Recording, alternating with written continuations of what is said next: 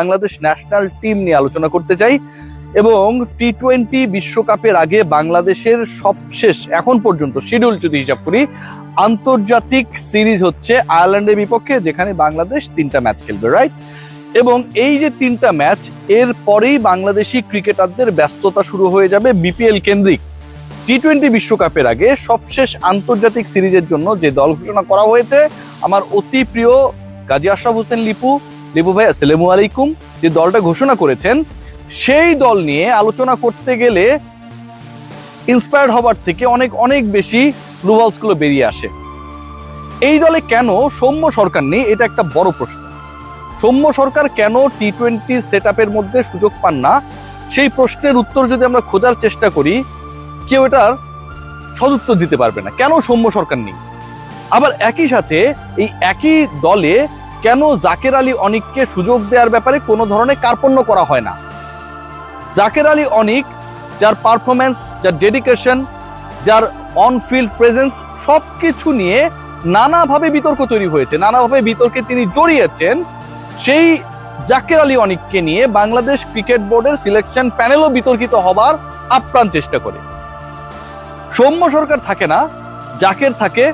এবং interestingly recent পাস্টে বড় কোনো টি-20 টুর্নামেন্ট না খেলা নতুন ক্রিকেটার হিসেবে মাহিদুল ইসলাম অঙ্কনকেও আমরা স্কোয়াডে অন্তর্ভুক্ত করতে দেখেছি। এখন যেই সিরিজটা আপনি খেলবেন জাস্ট কদিন পরে এবং এরপরে আপনি ওয়ার্ল্ড কাপে চলে যাবেন, যেহেতু এখন পর্যন্ত শিডিউল কোনো সিরিজ নেই, আন্তর্জাতিক সিরিজ নেই, মাহিদুল ইসলাম অঙ্কনকে আপনি সুযোগ দেন। অঙ্কনের ক্যালিবার নিয়ে, ডেডিকেশন নিয়ে আমি প্রশ্ন তুলতে চাইছি না এখনো। গতকালকের ম্যাচে তিনি কি করেছেন সেই আলোচনা আমরা যাব পরবর্তীতে, কিন্তু আপনি একটা সিরিজে দেখে তাকে কি বিশ্বকাপের দলে রাখবেন? অথবা এই একটা সিরিজে খারাপ করলে কি আপনি তাকে বাদ দিয়ে দিবেন? যদি সেটা না হয় তাহলে তো আপনাকে এক্সপেরিয়েন্স ক্যাম্পেইনার সৌম্য সরকারকে সুযোগ দেওয়া উচিত ছিল। সৌম্যের আলোচনায় আসার আগে একটু জাকেরকে নিয়ে আলোচনা করতে চাই। দেখুন, বাংলাদেশ ক্রিকেট দলের সিন্ডিকেট কেউ ভাঙতে পারবে না। মহান আল্লাহ তাআলাও আমার কাছে মনে হয় যে অনেক ক্ষেত্রেই বিরাগ ভাজন হন যে এই যে কিছু ক্রিকেটারকে তাদের ডিউ চান্সেস গুলো দেওয়া হয় না এবং কিছু ক্রিকেটার অতিরিক্ত সুযোগ পেয়ে যাচ্ছেন, তাদের ব্যাপারে বাংলাদেশ ক্রিকেট বোর্ড, বুলবুল সাহেব, তাদের ম্যানেজমেন্ট কি কারণে এত বেশি স্যাক্রিফাইস করছেন। খেয়াল করে দেখুন যে এই দলে জাকের আলী অনিক, যিনি সবশেষ 8টা টি-20-তে 8টা ম্যাচের 5টাতে সিঙ্গেল ডিজিট আউট হয়ে গেছেন। সবশেষ 8 টি-20-র 5টাতে তিনি 100-র নিচে স্ট্রাইক রেটে ব্যাট করেছেন। টি-20-র কথা বলছি, আন্তর্জাতিক টি-20 কথা। সবশেষ 8 ম্যাচের পরিসংখ্যানে জাকের আলী অনিক করেছেন 88 রান করেছেন, এভারেজ হচ্ছে 11, স্ট্রাইক রেট বিলো 100। এরকম একজন ক্রিকেটারকে আমি যখন বিশ্বকাপের আগের সিরিজে রাখি, বিশ্বকাপের আগের ফর্মাল সিরিজে রাখি, তার মানে দাঁড়ায় যে আমরা আসলে পুরো বিশ্বকাপ পরিকল্পনাতেই তাকে রাখছি। কেন রাখছি, কি কারণে রাখছি? পারফরমেন্স কথা বলছে না, তিনি ডেলিভার করতে পারছেন না, এর কোনো ব্যাখ্যা নেই। সালাউদ্দিন সাহেব শুরুর দিকে বলেছিলেন, মনে করুন, যে আমি আর কোচ থাকবো না, পদত্যাগ পত্র জমা দিয়েছি, বাংলাদেশ ক্রিকেট বোর্ড সেটা পেয়েছে, মিডিয়া রিলিজ দিয়ে জানানো হলো। সেই মোহাম্মদ সালাউদ্দিন আবারও থেকে গেছেন। আকাশে বাতাসে, ডানে বামে, ভূমিতে অন্তরিক্ষে একটা গুঞ্জন যে তিনি বিপিএল এ কোন একটা দল পাবার ব্যাপারে কোচ হিসেবে মোটামুটি আশাবাদী ছিলেন, কিন্তু সেটা না পাবার কারণে আবার রিডিসিশন নিয়েছেন। এখন নতুন করে মিডিয়াকে গেলানো হচ্ছে আশরাফুল আর সালাউদ্দিনের কম্বিনেশনের কারণে বাংলাদেশ ভাই অস্ট্রেলিয়া হয়ে গেছে। না আশরাফুল ডেরেন লেমন আর না মোহাম্মদ সালাউদ্দিন অন্য কোনো কোচ যে আসলে বাংলাদেশ অস্ট্রেলিয়া হয়ে গেছে। আপনি ভাই পারফরমেন্স করেছেন কোন দলের বিপক্ষে? আপনি পারফর্ম করেছেন আয়ারল্যান্ডের বিপক্ষে, যারা নিয়মিত টেস্ট খেলে না। সেই আয়ারল্যান্ডের বিপক্ষে পারফর্ম করা একটা দল বিশাল উন্নতি করে ফেলেছে এবং এখানে একটা দারুণ কম্বো হয়েছে আশরাফুল আর সালাউদ্দিন, মানে এদেরকে টিকায় রাখো। এই যে মিডিয়াতে গেলানো হচ্ছে, এটা কিন্তু একটা সময় গিয়ে বদহজম হয়ে যাবে।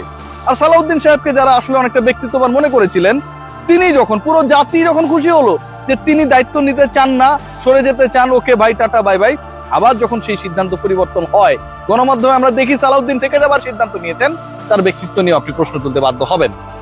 সালাউদ্দিনকে নিয়ে এত আলোচনা করার কারণ হচ্ছে যেই সালাউদ্দিনের প্রেজেন্স, মানে তিনিও টিকে গেলেন এবং তিনি টেকানোর ক্ষেত্রে বড় রোল প্লে করলেন প্রিয় ছাত্র জাকের আলী অনিক। বাংলাদেশের অন্য ব্যাটারের প্রতি তার যে ফোকাস, তার থেকে 1000 গুণ ফোকাস ওই একজন। কারণ চ্যালেঞ্জ, জাকের যদি ভালো করে তাহলে তিনি জিতে যাবেন, বাংলাদেশ হারুক আর হারুক, এটা নিয়ে কোনো কিছু আসে যায় না। তাওহিদ হৃদয়ের পারফরমেন্স নেই, আপনি তাকে রেখে দিয়েছেন, রাখলেন। মিডল অর্ডারে কাকে রাখবেন সেই প্রশ্ন আপনারা তুলবেন, রাখলেন।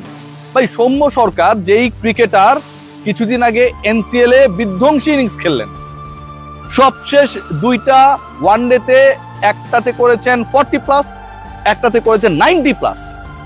ইন্টারন্যাশনাল ক্রিকেটের কথা বলছি, যেই ক্রিকেটার ইন্টারন্যাশনাল ক্রিকেটের টাচে রয়েছে, যেই ক্রিকেটার ফ্ল্যাশি ক্রিকেটার, যেই ক্রিকেটারের ক্যাপাবিলিটি অন্য যে কারো থেকে ভালো এবং তাকে আপনি নিজেও ব্যাট করাতে পারবেন, সেই সৌম্য সরকারকে নিয়ে কেউ কোনো কথা বলে না। কারণ এই কারণে লিটন ফিল করে যে সৌম্য যদি দলে ঢুকে যায় এবং সেখানটায় পারফরমেন্স করলে লিটনের নিজের জায়গাটা পিচ্ছিল হয়ে যেতে পারে, এরকম একটা ব্যাপার থাকে না মাথার মধ্যে। মুশফিকুর রহিমের মধ্যে একসময় কাজ করতো, তিনি কিপিং করবেন, ক্যাপ্টেন্সি করবেন, ব্যাটিং করবেন, সব তিনি করবেন।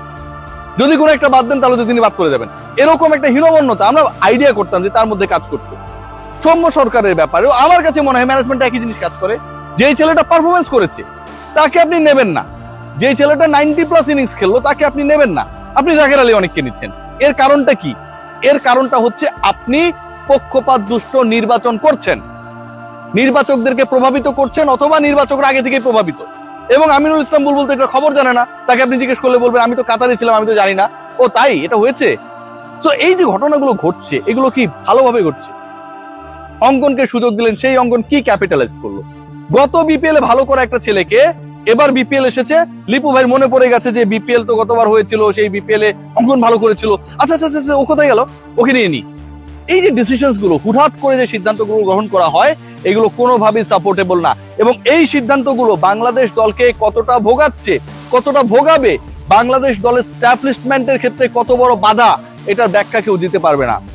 জাস্ট কম্পেয়ার করে দেখুন, একটা ছেলে পারফর্ম করছে, সে 90+ করলো, 40+ করলো, সবশেষ টি20-র 5 ইনিংসের মধ্যে 2টাতে 40+, একটাতে 40+ অপরাজিত, তাকে আপনি বাদ দিয়ে দিলেন। এক সৌম্যকে নিয়ে পুরো টিম ম্যানেজমেন্ট কতটা ক্যালাস, যে সবশেষ আফগানিস্তানের বিপক্ষে সিরিজে এই সৌম্য দলে সুযোগ পেলেন, ভিসা জটিলতার কারণে সৌম্য যেতে পারে নাই, খেলতে পারে নাই, যাওয়া তো দূরের কথা। এবং সেটা নিয়ে এমন ধরনের অপরিকল্পনা আমরা দেখেছি যে বিসিবি ইলেকশন নিয়ে ব্যস্ত, ক্রিকেটার যেই বিসিবি ক্রিকেটারদের জন্য সেই ক্রিকেটার যেতে পারছে না, খবর নাই, যেতে পারলই না, সেই ক্রিকেটারকে এরপরে সিরিজগুলো থেকে আপনি নিলেনই না। আপনি তাকে সুযোগ দিলেন, যেতে পারলো না, খেলতে পারলো না, তারপর থেকে সে কি কারণে বাদ। অথচ যারা পারফরমেন্স করতে পারছে না তাদেরকে আপনি সিরিজের পর সিরিজ ক্যারি করছেন। অদ্ভুত এক নিয়মে বাংলাদেশের ক্রিকেট চলছে, অদ্ভুত এক সিস্টেম, যে সিস্টেমটাকে কেউ ব্রেক করতে পারছে না। নারী ক্রিকেটারদের আত্মনাদ কেউ শোনে না, পারফর্মারদের কথা কেউ শোনে না। যারা আন্ডার পারফর্মার, যারা কোনো না কোনো ভাবে জাতীয় দলে থাকার অযোগ্য, সেই ক্রিকেটারদেরকে ক্যারি করার ব্যাপারে বিশাল উৎসাহ বাংলাদেশ ক্রিকেট বোর্ডে। আর এভাবে চলছে বাংলাদেশের ক্রিকেট। এভাবে যদি চলে, ওই যে বললাম না যে শেষ মুহূর্তের প্রিপারেশন, একটা সময় মাহমুদুল্লাহ রিয়াদের সাথে এটা হয়েছিল, তিনি তার পজিশনে এস্টাবলিশড, তার পজিশনে অন্য ক্রিকেটারকে এস্টাবলিশমেন্টে চলে গেল নাজমুল হাসান পাপনের বোর্ড, যে আরেকজনকে এস্টাবলিশ করতে হবে। 6 আর 7 সেই ফিনিশারটা কে হবে? মাহমুদুল্লাহ রিয়াদকে দিয়ে চলে না, despite he was the second highest run গেটার that time বাংলাদেশের হয়ে। শেষ পর্যন্ত আবার রিয়াদের কাছে ফিরে এসেছে।